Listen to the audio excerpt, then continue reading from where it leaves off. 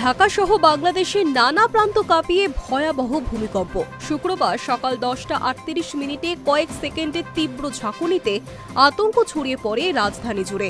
পুরনো ঢাকার বংশালে একটি ভবনের সানশেড ভেঙে 3 পথচারী সহ মোট 6 জনের মৃত্যু হয়েছে। এদিকে নারায়ণগঞ্জের রূপগঞ্জে দেওয়াল ধসে 1 বছরের এক শিশুও নিহত হয়েছে বলে খবর। শিশুটির মা এবং এক প্রতিবেশীকেও হাসপাতালে নিয়ে যাওয়া হয়েছে।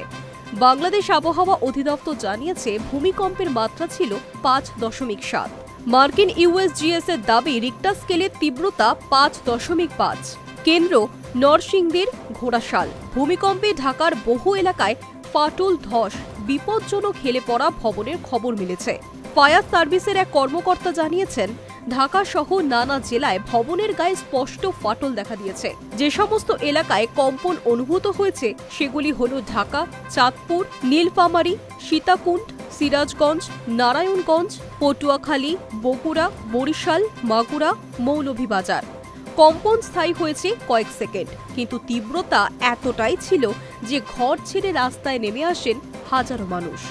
বংশালের কষাইটুলিতে 5তলা বাড়ির রেলিং ভেঙে পড়ে আতঙ্ক ছড়িয়েছে।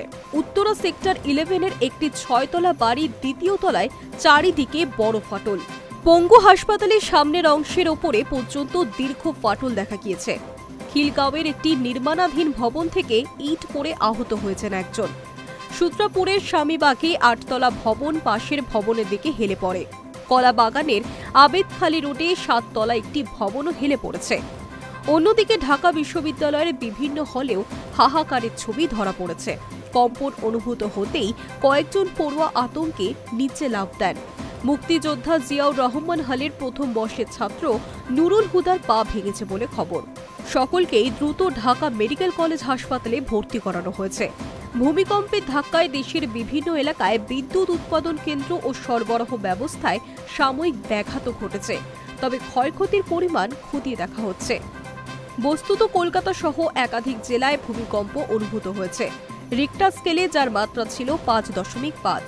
আপাত দৃষ্টিতে কম মাত্রা হলেও কলকাতাবাসী তীব্র আতঙ্কিত। কেউ কেউ বলছেন জীবনের সবচেয়ে ভয়াবহ অভিজ্ঞতা হয়েছে তাদের। Hi news network.